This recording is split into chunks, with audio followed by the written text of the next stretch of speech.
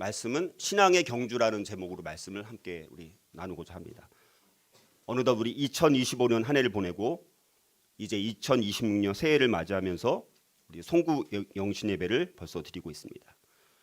우리는 이 송구 영신 예배를 드리며 저와 여러분은 과연 어떤 옛것이나 어떤 묵은 것을 보내고 또 어떤 새로운 것, 어떤 새해를 맞이해야 할지를 돌아보고 또 무엇을 결단해야 할지를 묵상하면서 이 시간을 보내고자 합니다. 무엇보다도 우리는 이 시간에 우리를 부르신 신앙의 경주를 다 했는지 우리 다시 한번 돌아보는 시간이 되었으면 좋겠습니다. 자, 사도행전 읽었던 20장 24절이나 우리 디모데후서 또 4장 7절 또 고린도전서 9장 24절에서 27절 이런 말씀들을 보면요. 바울은 우리의 인생을 뭐에 비유하냐면 운동장에서 다름질하는 경주자에 비유하고 있습니다. 운동장에서 열심히 달리기를 하는 경주자로 우리 인생을 비유하고 있다라는 사실입니다. 자, 그래서 이런 구절들을 보면 이 다름질이라든가 이 경주라는 말이 여러 번 나온 것을 보게 되었습니다. 자, 그런데 우리 그리스도인들의 모든 인생 또한 신앙의 경주라고 할 수 있습니다.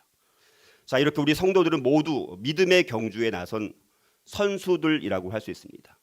옆에 있는 분들과 더불어서 인사해 볼까요? 당신은 선수입니다. 당신은 믿음의 선수입니다. 자, 그리고 이 신앙의 경주에 참가하여서 끝까지 달린 모든 믿음의 선수들에게는 반드시 상급이 주어진다는 사실입니다. 자, 그러므로 우리는 오늘 송구 영신 예배를 드리면서 2025년 지난 한 해를 돌아보고 또 새로운 한 해를 맞이하면서 우리는 과연 이런 신앙의 경주를 얼마나 최선을 다해서 달려왔는가를 돌아보며 새로운 결단을 우리가 할 수 있어야 합니다. 자, 우리 그리스도인으로서 우리는 천국의 상급을 바라보면서 달려가고 있는 중입니다. 우리는 천국의 상을 바라보면서 달려가고 있는 사람들이라는 것입니다.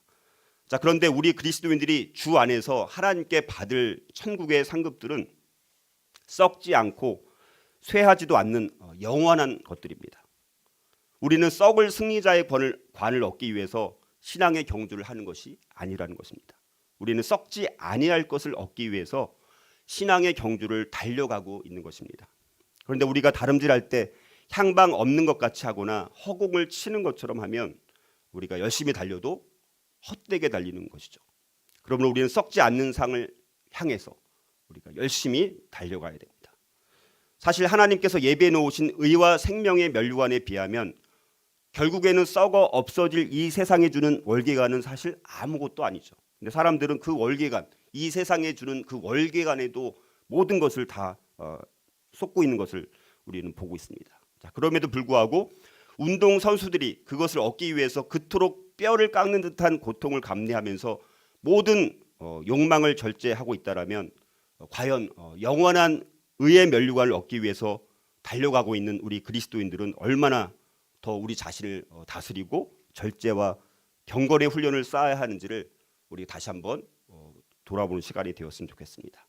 자, 우리 인생 마지막에 가서 저와 여러분이 주 예수께서 주신 과업으로서의 신앙의 경주를 후회 없이 다 했노라라고 고백할 수 있어야 된다는 것이죠.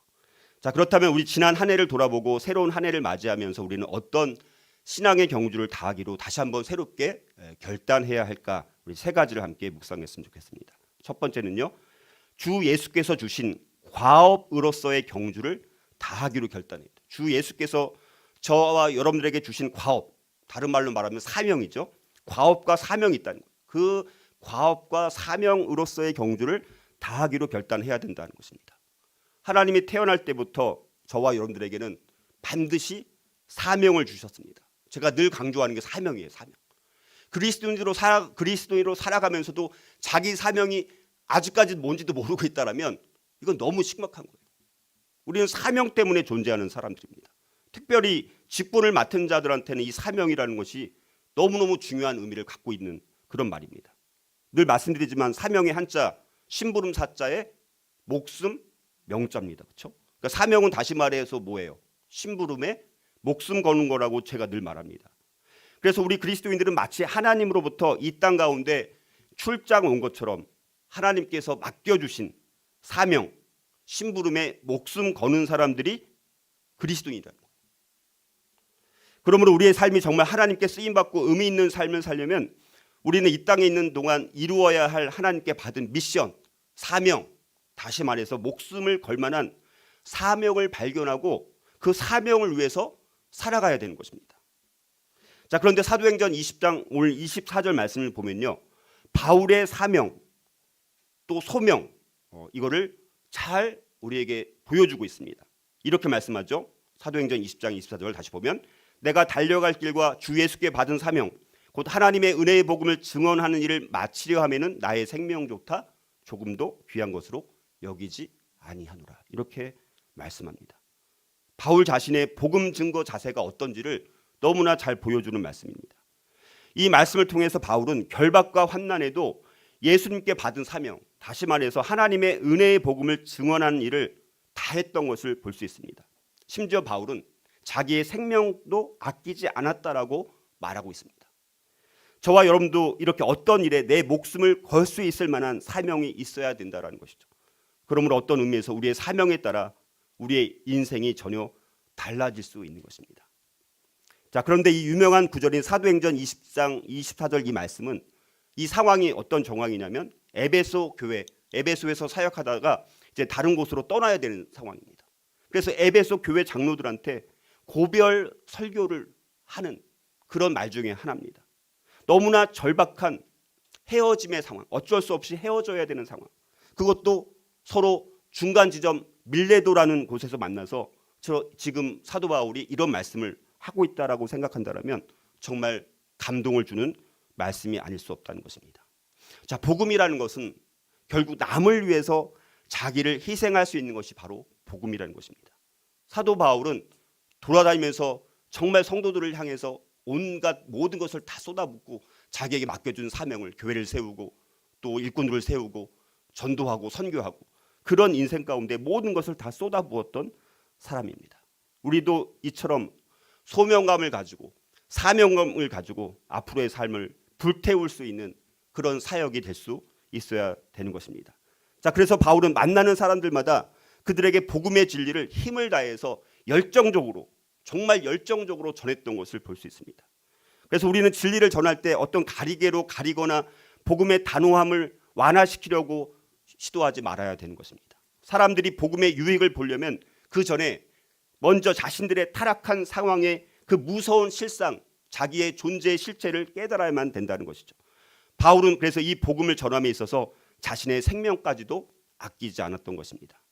자, 우리에게도 이러한 이 복음의 전함에 대한 열정이 있는지를 한번 돌아봐야 되는 것입니다. 그리고 새로운 한 해를 맞이하면서 우리 또한 어떤 결박이든 환난에도 불구하고 주 예수님께서 우리에게 주신 과업, 사명, 소명, 의식으로서의 경주를 다할 수 있는 저와 여러분이 될 수 있기를 주님의 이름으로 축복합니다. 또 지난 한 해를 돌아보고 새로운 한 해를 맞이하면서 우리는 어떤 신앙의 경주를 다하기로 새롭게 결단해야 될까요? 두 번째는요, 선한 싸움으로서의 경주를 다하기로 결단해야 합니다. 선한 싸움으로서의 경주를 다하기로 결단해야 돼요. 자, 디모데후서 오늘 4장 6절에서 8절을 보면 바울의 자기 고백적인 내용이 나오고 있습니다. 자, 그런데 이 디모데후서 4장 6절도 보면 바울이 처한 이 절박한 상황으로 시작되고 있는 것을 보게 됩니다. 그러니까 사도 바울이 이 오늘 읽은 사도행전 아까 20장 24절도 마찬가지고 이 디모데후서 지금 4장 여기 6절, 7절, 8절도 마찬가지입니다. 그 상황이 헤어지는 아주 절박한 상황, 그리고 자기 죽음이 임박한 아주 절박한 상황으로 시작되고 있는 것을 볼 수 있습니다. 6절을 보니까 관제와 같이 벌써 내가 부음이 되고 나의 떠날 기약이 가까웠도다 이렇게 말씀합니다. 바울은 자신의 죽음이 임박했다는 것을 구약시대 제물로 올려진 어린 양을 불사르기 직전에 포도주를 붓는 것에 빗대고 있는 것을 보게 됩니다. 자, 그래서 바울은 자신의 죽음이 임박하였음을 예견하면서 남은 생명, 그걸 그리스도와 온 교회를 위해서 산 제물로 순교의 제단에 바치겠다라는 이 결연한 의지를 지금 고백하고 있는 것입니다. 그리고 실제로 바울은 자기 인생을 정말 이 포도주처럼, 전제로 부어지는 포도주처럼 주님 앞에 자기의 모든 인생을 다 쏟아 부어버린 그런 인생이었던 것입니다. 자, 그래서 바울은 하나님만을 만날 준비 앞에 그렇게 살았기 때문에 자기 자신을 다 주님 앞에 포도주처럼 전제로 부어진 것처럼 그렇게 다 쏟아 부은 인생을 살았으니까 하나님 만날 준비 앞에 두려워하거나 걱정하거나 염려하는 것이 아니라 부끄럽지 않게 더 주님을 만날 소망을 가지고 그렇게 마지막 인생을 마무리하고 있는 것을 보게 되어집니다. 자, 그리고 이어서 디모데후서 4장 7절 8절을 보면 바울은 자신의 인생을 돌아보면서 이렇게 고백합니다. 7절 8절 한번 다시 한번 읽어볼까요? 같이 읽어보겠습니다. 시작. 나는 선한 싸움을 싸우고 나의 달려갈 길을 마치고 믿음을 지켰으니 이제 후로는 나를 위하여 의의 면류관이 예비되었으므로 주 곧 의로우신 재판장이 그날에 내게 주실 것이며 내게만 아니라 주의 나타나심을 사모하는 모든 자에게도니라. 자, 이렇게 바울은 확신에 찬 고백을 하고 있는 것을 볼 수 있습니다. 자신이 과거에 살았던 삶에 대한 확신과 또 미래에 대한 소망이 넘쳐나고 있는 것을 볼 수 있습니다. 자, 이 말씀을 보면 세 가지로 말씀합니다. 자, 바울은 먼저 자신이 선한 싸움을 싸웠다라고 고백하고 있어요. 선한 싸움을 싸웠다. 나는 선한 싸움을 싸웠다라는 이 말은요, 바울이 아주 반복해서 즐겨 사용할 말입니다. 늘 나는 선한 싸움을 싸웠다. 반복해서 말하는 것을 보게 되었습니다. 선한 싸움, 이건 어떤 걸까요? 우리가 레슬링이나 권투와 같은 운동 경기에서 아주 어떻게 싸웁니까? 레슬링, 권투 경기 보시면 어떻게 해요? 잠시라도 방심합니까? 피 튀기게 싸우는 거예요. 죽으라고 싸우는 것입니다. 자, 그래서 바울은 과거로부터 현재에 이르기까지 계속해서 이런 투쟁의 삶을 살았음을 보여주고 있습니다. 그래서 바울은 지금 자신이 마치 올림픽 경기에 참가한 선수들처럼 믿음의 선한 싸움을 싸웠고 이제 그것이 끝나가고 있다는 것을 선언하고 있는 것입니다. 자, 그렇다면 그 죽음의 그날까지 바울이 그토록 싸운 이 선한 싸움은 구체적으로 무엇을 말하는 것일까요? 자, 그것은 바로 때를 얻든지 못 얻든지 이방인들에게 복음을 전하는 것입니다. 자, 그것으로 인해서 바울은 의의 면류관의 기업을 얻게 됨을 확신하고 있었습니다. 결국 이 말씀은 믿음의 후손들에게 자기가 했던 그 일을, 복음을 전하는 일들을 계속 해달라고 부탁하는 일종의 유언과 같은 그런 말입니다. 어떤 일이 있어도 복음을 전해달라고 그의 인생을 마감하면서도 다른 사람들한테 내가 전했던, 여러분들이 알고 있는 내가 복음을 전파하느라고 때를 얻든지 못 얻든지 내가 모든 포도주가 부어지는 것처럼 내가 쏟아부었던 그 인생처럼 여러분들도 복음을 전하면서 살 것을 부탁하고 있다는 것입니다. 그러므로 우리 또한 바울의 이 복음 전파의 부탁을 우리 마음에 깊이 다시 한번 되새기고 실행할 수 있도록, 그래서 선한 싸움으로서의 경주를 다하기로 결단하는 이 시간이 되었으면 좋겠습니다. 지난 한 해를 또 돌아보고 새로운 한 해를 맞이하면서 우리는 또 어떤 신앙의 경주를 다하기로 새롭게 결단을 해야 될까요? 세 번째는요, 믿음의 경주를 끝까지 완주하기로 결단해야 돼요. 믿음의 경주를 중간에 포기하는 것이 아니라 끝까지 완주하기로 다시 한번 결단해야 된다는 것입니다. 자, 디모데후서 4장 7절 다시 보면 나는 선한 싸움을 싸우고 그 다음에 나의 달려갈 길을 마쳤다. 바울은 자신이 나의 달려갈 길을 마쳤다라고 말하고 있는 것입니다. 달려갈 길은 뭘까요? 달려갈 길. 마치 마라톤, 이번에는 아까 올림픽 경기라면 마찬가지로 마라톤 경기에서 정해진 경주 코스를 말하는 거예요. 그러니까 바울은 마치 마라톤 선수가 긴 그 엄청난 먼 거리를 완주하는 것과 같이 믿음의 마라톤의 경주를 마쳤다라고 지금 회고하고 있는 것입니다. 이것은 다시 말해서 하나님께서 바울에게 맡기신 사명을 비유한 말입니다. 그래서 바울이 사역을 감당하기 위해서 정말 끝까지 포기하지 않고 마지막까지 모든 것을 쏟아 부었는데도 남을 것이 없을 만큼 애쓰면서 살아왔던 그의 삶을 말하고 있다는 것이죠. 여기 달려갈 길을 마쳤다. 그러니까 마쳤다는 건 뭡니까? 바울이 포기하지 않고 끝까지 달렸다는 것을 말합니다. 그래서 바울은 하나님께서 자신에게 위탁한 그 영광스러운 복음 전파를 중도에 포기하지 않고 계속해서 쉼없이 달려왔고 이제 드디어 그 사역을 이제 완수하고 자기는 이제 죽음을 맞이할 때가 가까이 왔다라는 것을 고백하고 있다는 것입니다. 그러니까 여기서 핵심은 뭡니까? 바울이 그렇게 멀고 먼 믿음의 코스를 마라톤 코스처럼 끝까지 포기하지 않고 완주했다는 게 중요해요. 완주. 중간에 포기하면 안 된다는 거예요. 우리 삶에 아무리 결박과 환난과 같은 어려움이 있어도 절대 포기하지 않고 끝까지 바울의 정신처럼 완주할 수 있는 완주의 영성을 갖는 것이 우리 그리스도인들에게 필요하다라는 거예요. 중간에 조금 어렵다고 포기해버리고 나한테 맡겨주신 사명이 분명히 하나님의 사명이라고 내가 깨닫고 내가 그 사명을 위해 헌신하겠노라고 고백했는데 중간에 어려움이 있다 보니까 그것을 쉽게 포기해버리고 이제 그걸 사명이 뭔지도 까맣게 잊어버리고 살았던 우리의 삶이 있지는 않은지를 돌아봐야 된다는 것입니다. 그리고 세 번째로 말씀하는 게 뭡니까? 믿음을 지켰다라는 거예요. 자, 믿음을 지켰다라는 것은 군인이 상관에게 충성을 다했다라는 것입니다. 청지기로서 악조건 속에서도 힘든 상황 속에서도 그리스도에 대한 신뢰를 결코 저버리지 않았다는 그런 말입니다. 바울은 다메섹 도상에서 예수 그리스도를 인격적으로 만난 이후에 단 한 번도 굴하지 않고 정말 끝까지 처음부터 끝까지 일관성 있게 주님에 대한 믿음을 신실하게 지켜왔던 것입니다.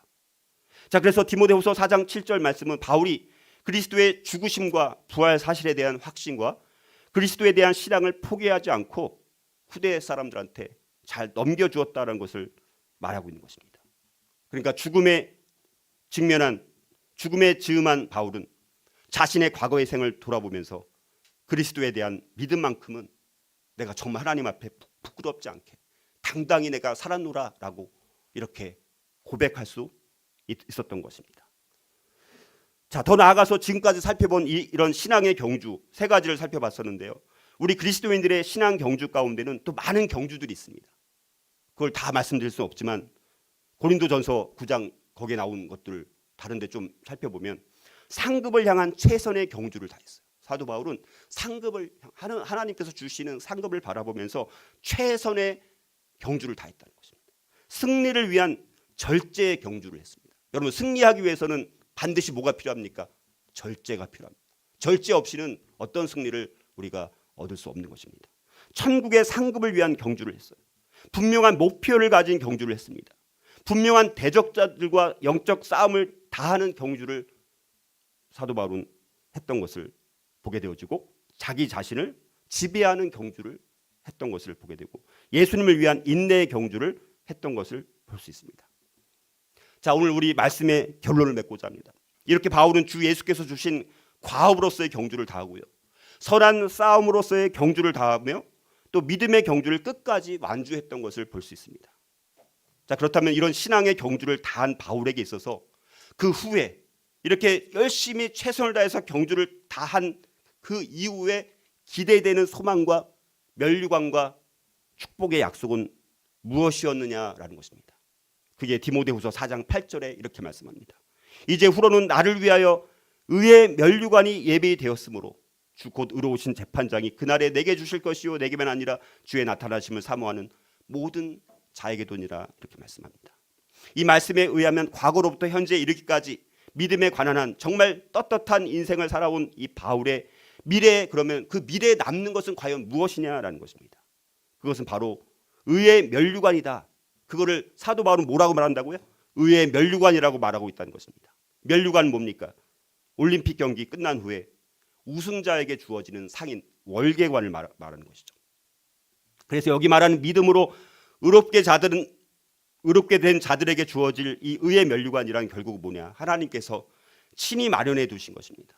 그게 뭡니까? 종말론 쪽으로 마지막 때 하나님 나라에서 수유하게 되어지는 영원한 생명, 충성된 자에게 주어지는 상급, 그게 자기에게 주어진다라는 그 소망을 붙잡고 그렇게 자기의 인생 전부가 전제처럼 포도주처럼 부어질지라도 그렇게 헌신적으로 살았던 것을 보게 되어지고 그런 의의 면류관이 어떻게 되었다고요? 예비되었다는 거예요. 자, 그래서 바울은 영광의 면류관을 수여받게 될 사실, 하나님의 인정과 상급이 반드시 있을 것을 확실하게 인식하고 그 믿음으로 살았던 것을 우리에게 말씀해 주고 있습니다. 자, 뿐만 아니라 바울은 자기에게 그의 의의 면류관을 주는 그 주체가 누구인지를 분명하게 밝히고 있습니다. 그것은 누굽니까? 의로우신 재판장으로부터 그걸 받는다는 거예요. 의의 면류관을 누구로부터 받습니까? 의로우신 재판장. 의로우신 재판장은 누구를 말하는 거예요?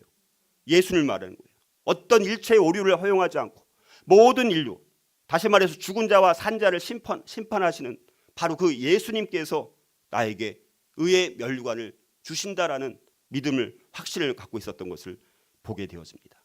그런데 여러분들, 바울이 여기서 예수 그리스도를 의로우신 재판장으로 밝히고 있는 것은 당시 로마의 황제는 네로였습니다. 네로 황제. 근데 네로 황제, 우리가 알다시피 아주 훌륭한 황제일까요? 아주 불의한 그런 황제였습니다.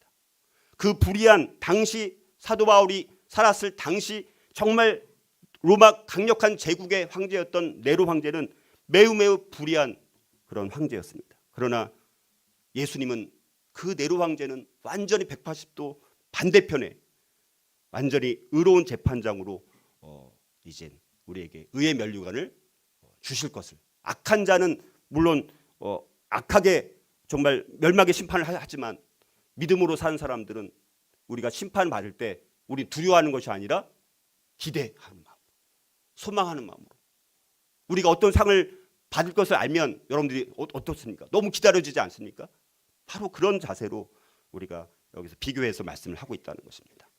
그 의로운 재판장이신 예수 그리스도께서는 그날, 다시 말해서 그리스도 예수께서 다시 나타나시는 재림의 날에 바울을 비롯한 주의 재림을 사모하는 모든 성도들에게 의의 면류관을 수여해 주실 것입니다.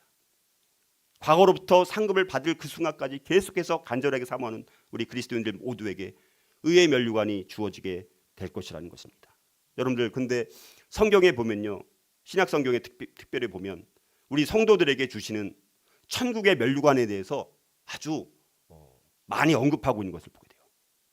이 땅에서 충성했을 때 우리에게 주어지는 상, 그거를 생명의 면류관, 자랑의 면류관, 썩지 않는 면류관, 지금 살펴봤던 의의 면류관, 영광의 면류관, 이렇게 5가지 면류관으로 우리에게 말씀해주고 있습니다. 그러나 아무에게나 주는 게 아니에요. 다른 사람들 그리스도께로 인도한 사람들에게 주십니다. 그리스도의 재림을 사모하는 사람들에게 주십니다. 죽기까지 박해를 견디는 사람들에게 주십니다. 순결하게 절제하며 인생의 경주를 마치는 사람들에게 주십니다. 교회를 겸손히 이끄는 사람들에게 주십니다. 여러분, 성경에 보면요, 요한계시록 2장 3장도 보면 거기 이기는 자, 믿음으로 승리한 사람들에게 주는 많은 상급들이 나와 있는 것을 보게 되어지고요. 성경을 보면요, 아주 다양하게 수없이 많이 반복해서 우리에게 상을 주시는 하나님입니다. 상급을 주시는 하나님입니다. 영광의 면류관을 주시는 하나님이고 축복의 약속을 주시는 분이라고 반복해서 우리에게 말씀하고 있는 것을 통해서 우리가 그리스도인들이 우리가 어떤 상을 위해서 사는 것이 너무 좀 자기 이기적인 어떤 목적이 있는 것이 아니라고 말을 하지만 우리 그리스도인들은 기본적으로 상을 위해서 사는 사람들입니다. 자, 그렇다면 저와 여러분은 이 땅에서 사는 동안 그리고 지금까지 과연 무엇을 위한 다름질을 했는지를 돌아봐야 되는 것입니다. 하나님께 상을 받도록 하늘나라에서의 상급을 위해서 다름질하는 것이 너무너무 중요하고 우리의 가장 본연의 자세임에도 불구하고 마치 이 땅에서의 삶이 전부 다인 것처럼 그렇게 살아가고 있지 않은지를 오늘 이 시간 2025년을 보내고 2026년을 맞이하면서 우리 자신을 돌아보기를 하나님께서는 원하십니다. 그리고 이제 앞으로 더 그 상급을 향한 최선의 경주를 다하기로 새롭게 결단할 수 있기를 주의 이름으로 축복합니다.